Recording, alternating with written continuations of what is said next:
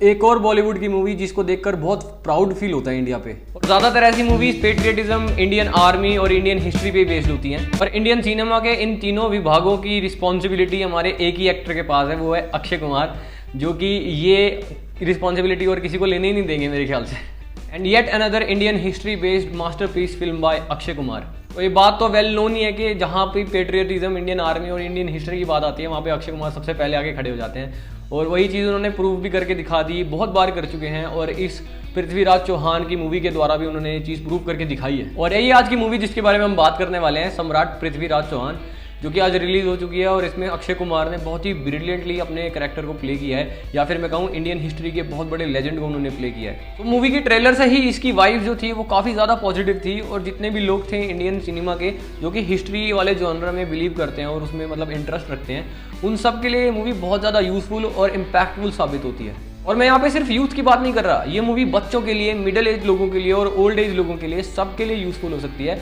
Although old age लोगों को history के बारे में पता है और उनको काफ़ी ज़्यादा नॉलेज है, लेकिन फिर भी एक विजुअल प्रेजेंटेशन जिसमें हर एक चीज़ डिटेल में बताई हो, उसको देखने का तो अलग ही मज़ा होता है। और इसीलिए ये मूवी एक मस्ट वॉच कैटेगरी में आ जाती है। तो ये मूवी इंडिया के बहुत बड़े किंग या फिर मैं कहूँ रूलर सम्राट पृथ्वीराज चौहान की लाइफ पे बेस्ड है। और उनकी लाइफ के कुछ हीरोइक बैटल्स दिखाता है मोहम्मद गजनी के साथ। और इस मूवी में उनकी बेसिकली फियरलेसनेस और माइट को दिखाया गया है कि किन किन राज्यों में उनका राज था और कैसे कैसे उनकी फाइट हुई मोहम्मद गजनी के साथ। तो सम्राट पृथ्वीराज के डायरेक्टर राइटर दोनों ही चंद्र प्रकाश द्विवेदी हैं और इस मूवी को प्रोड्यूस किया है यशराज फिल्म्स ने।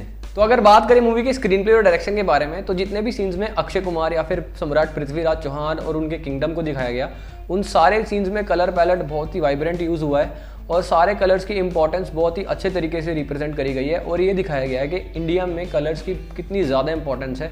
और वाइट कलर को भी बहुत ही अच्छे तरीके से, मतलब वाइट के भी कितने शेड्स होते हैं और जो शेड इसमें सेलेक्ट किया गया है वो बहुत ही ज़्यादा मैच होता है इस मूवी के थीम के साथ। और बेसिकली जो सबसे ज़्यादा इंपॉर्टेंस दिखाई है वो केसरिया रंग की दिखाई है इस मूवी में, जो कि इंडियन हिस्ट्री से बहुत ही ज़्यादा रिलेटेड है। और फिर अगर बात करूँ मैं उन सीन्स की जिसमें मोहम्मद गजनी या फिर उसके किंगडम को दिखाया गया है, तो ऐसे सीन्स में कलर पैलेट बहुत ही ज़्यादा अनसैचुरेटेड और नॉन वाइब्रेंट रखा गया है, जिसकी वजह से हमको ये दिखता है कि इनकी डायनास्टी में कलर्स की ज़्यादा इंपॉर्टेंस नहीं थी और बेसिकली ये हिस्ट्री को ही दिखाने के लिए यूज़ हुए हैं ऐसे कलर्स। और फिर अगर बात करी जाए मूवी के VFX और एक्शन सीक्वेंसेस के बारे में, तो जहाँ पे बहुत ज़्यादा इंपॉर्टेंट था वहाँ पे बहुत अच्छे तरीके से VFX का यूज़ करा गया है।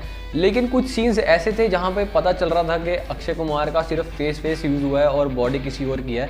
वो बेसिकली वो सीन्स थे जिनमें हॉर्स राइडिंग करते हुए दिखाया गया उनको, क्योंकि फेस पे कोई एक्सप्रेशन ना होने की वजह से ये पता चल जाता है कि यहाँ पे VFX का यूज़ हुआ है, और जो कि बहुत ज़्यादा विजिबल होता है। लेकिन ये चीज़ बहुत ज़्यादा माइनर है और ओवरऑल मूवी पे कोई इफेक्ट नहीं डालती। फिर अगर मैं बात करूँ मूवी के एक्शन सीक्वेंसेस के बारे में, तो पूरी मूवी में हमको एक ही मेन बैटल दिखाई गई है सम्राट पृथ्वीराज चौहान और मोहम्मद गजनी के बीच में। सॉरी और बाकी जितने भी एक्शन सीक्वेंसेस थे वो ज़्यादा इंपॉर्टेंस नहीं रखते ओवरऑल मूवी पे। हाँ, एंड में हमको कुछ थ्रिल दिखाया जाता है एक्शन के बेसिस पर, और लेकिन जितने भी बाकी के एक्शन सीक्वेंसेस थे एक मेन बैटल को छोड़ के, वो ज़्यादा इतने खास लगे नहीं मेरे को। एक्शन में ये लोग और ज़्यादा इंप्रूवमेंट कर सकते थे, लेकिन जो चीज़ यहाँ पर मैटर करती है वो ये है कि इन्होंने हिस्ट्री को अच्छे तरीके से रिप्रेजेंट किया या नहीं किया। ये फ़र्क नहीं पड़ता कि कितने अच्छे तरीके से एक्शन सीक्वेंसेस यूज़ हुए या नहीं। बेसिकली ये सम्राट पृथ्वीराज चौहान की लाइफ के बारे में था, ना कि एक्शन के बारे में। तो इतनी ज़्यादा इससे भी फ़र्क नहीं पड़ता हमको मूवी के ओवरऑल परफॉर्मेंस पर। और फिर अगर मैं बात करूँ मूवी के बैकग्राउंड म्यूजिक के बारे में, तो बैकग्राउंड म्यूजिक काफ़ी हाई पिच रखा गया है इस मूवी में। और आजकल तो ये ट्रेंड ही चल रहा है हाई पिच बैकग्राउंड म्यूजिक रखने का। और जिस हिसाब से इस मूवी का थीम था उस हिसाब से बैकग्राउंड म्यूजिक बहुत ज़्यादा रिलेवेंट लगता है इस मूवी से। और एक चीज़ मुझे काफ़ी ज़्यादा अच्छी लगी कि इन्होंने मूवी के कोई पर्टिकुलर सॉन्ग को उठा के उसका बैकग्राउंड म्यूजिक ने बनाया, क्योंकि बॉलीवुड में ये चीज़ काफ़ी होती है कि ये एक मूवी का सॉन्ग उठाते हैं और उसको through out the movie background music बना देते हैं, जो कि काफ़ी ज़्यादा इनअप्रोप्रिएट फील होता है। लेकिन यहाँ पर ये केस नहीं है, क्योंकि यहाँ पर बैकग्राउंड म्यूजिक डिफरेंट दिया गया है, जो कि काफ़ी ज़्यादा अप्रोप्रिएट फील होता है और काफ़ी ज़्यादा प्रॉमिसिंग लगता है। और कुछ सीन्स तो ऐसे भी थे जिनको देखकर या फिर बैकग्राउंड म्यूजिक को सुनकर एकदम जोश आ जाता है दिमाग और मन में, और चिल्लाने का मन करता है, जो कि मैं चिल्लाया भी था, नो डाउट। अगर मैं बात करूँ मूवी के डायलॉग्स की, तो इस मूवी के डायलॉग्स में शुद्ध हिंदी का बहुत ही लिमिटेड तरीके से यूज़ हुआ है और थोड़ा उर्दू टच देने की कोशिश करी गई है, जो कि इनअप्रोप्रिएट कहीं से भी नहीं लगता, क्योंकि ये मूवी उसी टाइम में सेट है जब लोग फेमिलियर हो चुके थे उर्दू से। बस मुझे थोड़ा सा ये पॉइंट आउट करने के लिए लगा लगा कि पृथ्वीराज चौहान के जो डायलॉग्स थे वो और ज़्यादा इम्पैक्टफुल हो सकते थे और थॉटफुल भी हो सकते थे, जो कि मुझे ऐसा नहीं लगा कि कोई भी डायलॉग ज़्यादा इम्पैक्टफुल है, पर जैसा भी था बढ़िया ही था।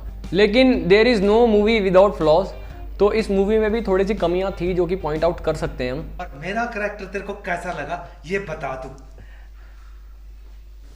डेंजरस। तो सबसे पहला पॉइंट हमारा निकल के ये आता है कि इस मूवी में जितने भी कैरेक्टर्स थे उनको एक प्रॉपर डेप्थ नहीं दी गई। जैसे संजय दत्त का रोल बहुत ही लिमिटेड फील होता है और हमको ऐसा लगता नहीं कि उनकी ज़्यादा इंपॉर्टेंस है इस मूवी में, हालांकि एक इंपॉर्टेंट कैरेक्टर दिखाया गया है। और फिर अगर बात करूँ मानुषी छिल्लर की, तो उनकी परफॉर्मेंस बहुत अच्छी थी इस मूवी में, लेकिन उनका भी कैरेक्टर मुझे थोड़ा सा इनकम्प्लीट लगा और एक प्रॉपर बैकग्राउंड ना होने की वजह से उनके कैरेक्टर को वो डेप्थ नहीं मिलती और कहीं ना कहीं इस मूवी में उनका भी रोल थोड़ा सा मुझे इम्पॉर्टेंट नहीं लगा।